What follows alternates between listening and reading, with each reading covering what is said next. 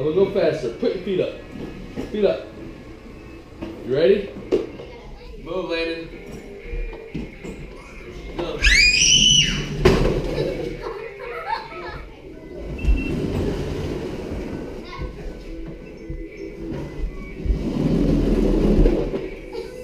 My wife is incredibly awesome. You guys should totally go to my video, yesterday's video, and comment thank you Stephanie, because of her. She's watching the kids right now. It's Sunday, so I can edit yesterday's video and get it up right now. So you should totally go on yesterday's video and comment thank you Stephanie. That's the route I want to go, and I believe, like I said, I believe we can build it to $250 million within a year. Come on. Okay, I'll talk to you later. All right, see ya.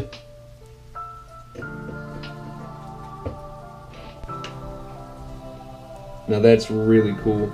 I'm giving away a keyboard and a tablet at the end of the month, at the end of April, for a simple contest, free contest giveaway. Got 96 entries in it already, 26 days left. I'll leave the link to this contest in the description below and in the comments below. Be sure to check that out. What did you say now? It's a monster outside? Yeah. Let's go see a monster. Go see a bear. Dad! It's beer. Okay, what?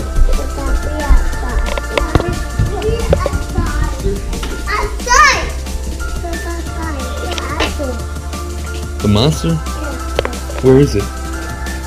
It's gonna get you.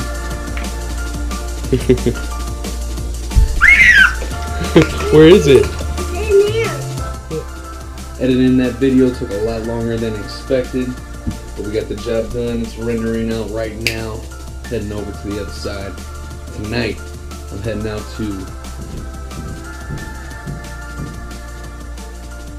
Anyways, I'm heading out tonight to go talk to some ex-convicts and some recovering addicts.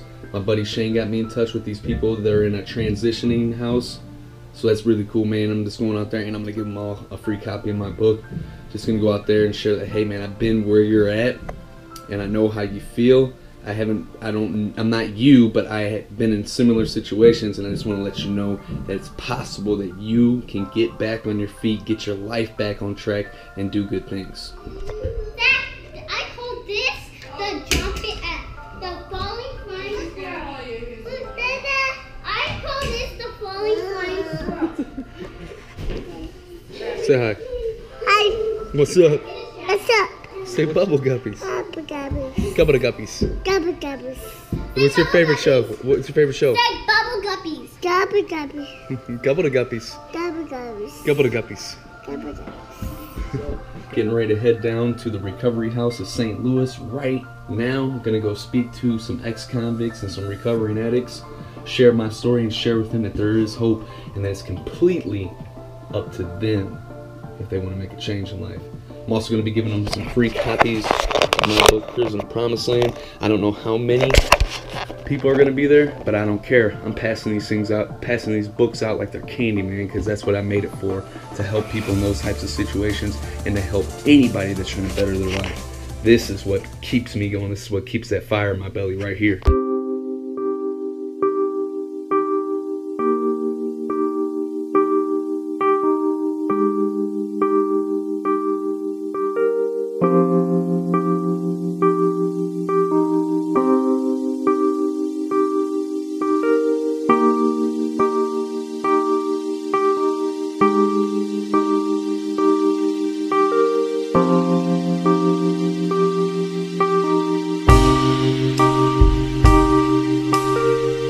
Pulled up here at the recovery house in St. Louis, getting ready to take these books inside and go meet some cool cats, man, some cool people, man, see what I can do tonight, man, to see whose lives I can touch.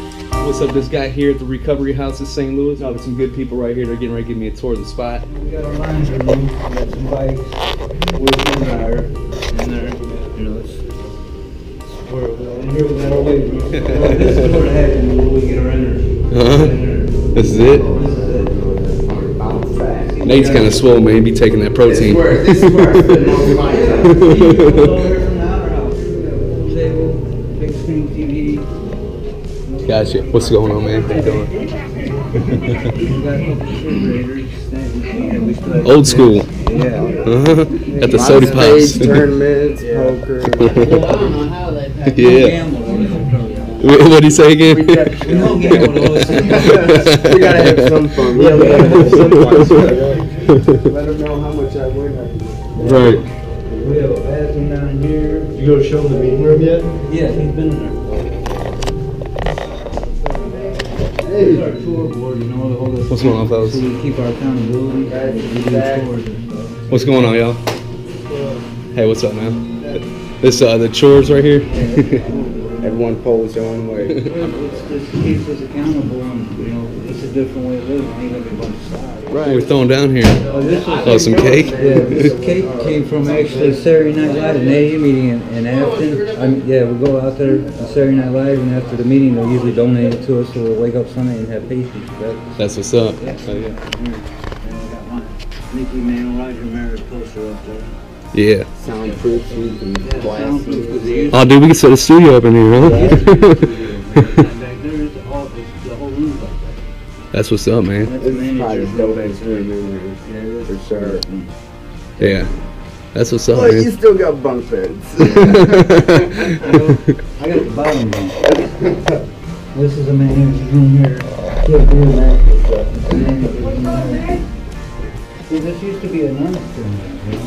A nun's coming? Yeah, because the church down there. Wow.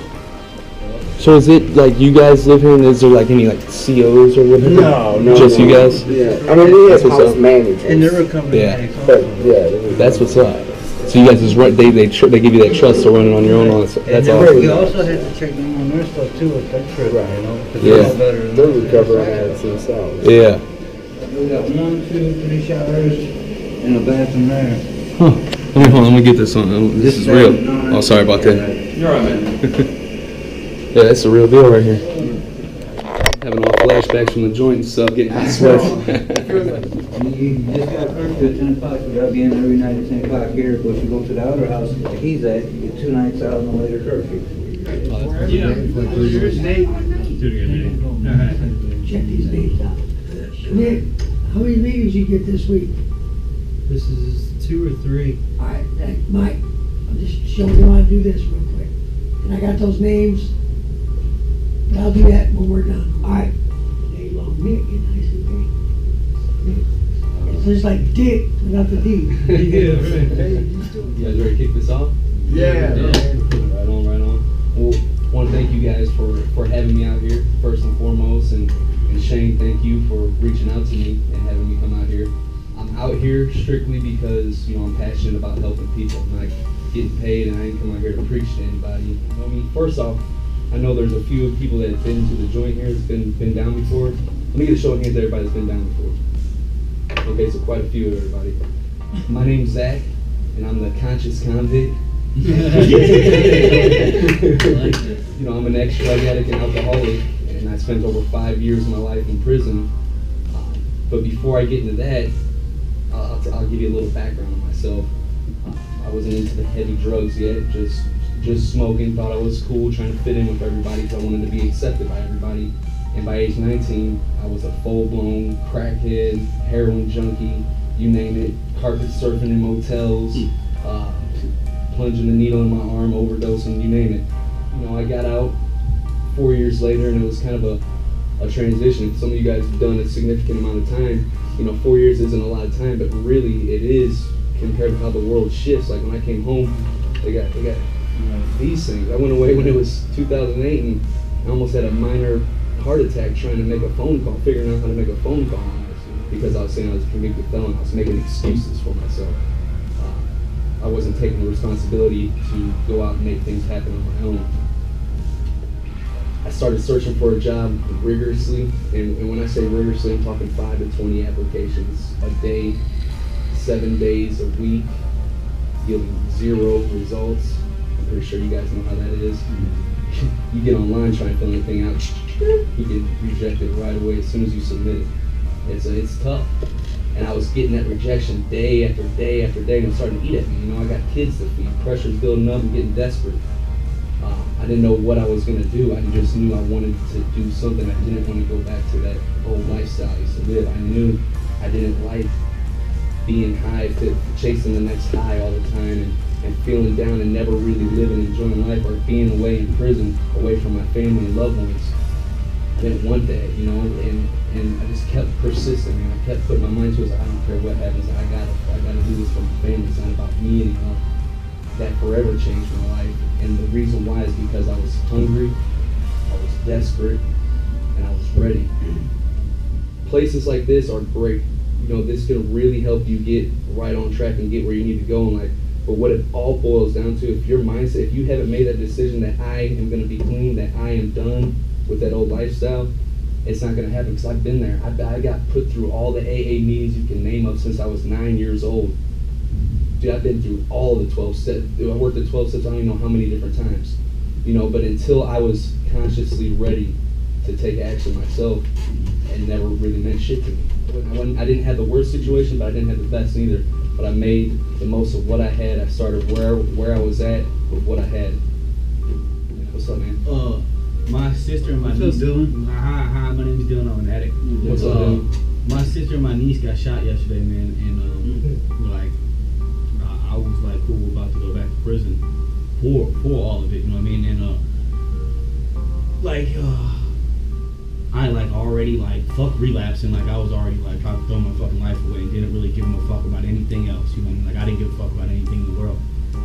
If I throw my life away, what the fuck am I doing for anybody?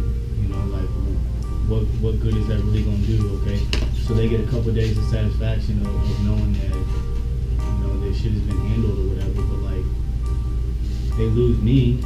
We all have a stimulus and then a response to that stimulus, and in between that stimulus and the response is our freedom of choice, responsibility. The word response ability. We have the ability to respond to certain things in a certain way. About 3 different types of problems.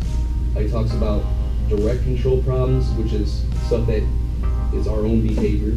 Then he talks about indirect control problems, which is our personal methods on how we deal with stuff that isn't our personal behavior. And then we have problems that are no control problems, which is basically we can't do shit about. And you go back to God, grant me the serenity to accept the things I cannot change and the courage to change the things I can. You turn that line right here and smile about it, because there's no sense of getting upset about shit that we can't control, you know? I don't know, I guess just like, yeah, like for the first time in my life, I'm really trying to just catch the way that I do everything. Like when they say all the cliche stuff, like the only thing I have to do different, or the only thing I have to change is everything. And like everything, you know, like I'm starting to do gratitude lists at night, you know, kind of like take inventory of just the daily thing, and mainly I'm just trying to be really aware, like you're talking about, your behaviors and what leads me up to, like they say when you relapse or something like that, you'll relapse long before you pick up, that kind of stuff, you know, like mainly just getting up in my head is really, I guess, what we're talking about. And I mean, it comes down to me, you know, I mean, everything, listening to music, things I'm reading. I mean, I'm starting to really realize, like, the way that I've been living my life is so fucked up. My behaviors are so ingrained that I do not realize it at all. And that doesn't have to be about drugs at all. And it's just, I don't know. It's hard, it's new, and it's even, you know, it's hard for me to even explain a little bit, but I know that I feel like I'm starting to kind of do some things like actually right this time. I feel good, man. I'm glad to be here with you guys. I'm tired of fucking being depressed. I'm tired of suffering. I'm tired of fucking my addiction controlling me. You know, what is it, using against my will? Yeah, I've been using against my will for a long time. So, I mean, I feel good though. I'm glad to be here. I'm glad to share. Most people aren't sitting around on a Sunday night like this, kicking and talking about some real shit, trying to change their lives. Woke up this morning, asked God to direct my thinking, especially that it be divorced from self-pity, dishonest, and self-seeking motives. Read pages 60 to 63, 83 through 89. Said a 3rd and 7th step prayer, and humbly tried to keep the thought of God will be done with me throughout the day. Because I just don't like the person I am at all. You know, because I do some pretty fucking nasty, animalistic shit when I use or drink. I mean, that's just who I am. You know, I'm not gonna lie. I mean, I've pretty much woken up and at some point throughout the day, if not multiple points, you know, throughout the day, I've, you know, found myself in tears, been pissed off, a lot of guilt and regret and remorse. You know, today started off like that, but I mean, I can honestly say that, like, I feel better now than I did at the start of the day. When I first came into this house, you know, I kind of wanted to jump back into working and stuff, and I called my own boss. He didn't answer the phone, but he called me back. Okay, take us out, Shane.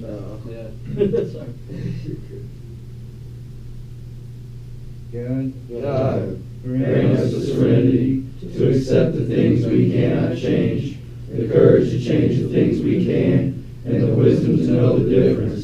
Keep coming back. It works if you work it. You die if you don't. So it works if you work it. We all work it. Get some.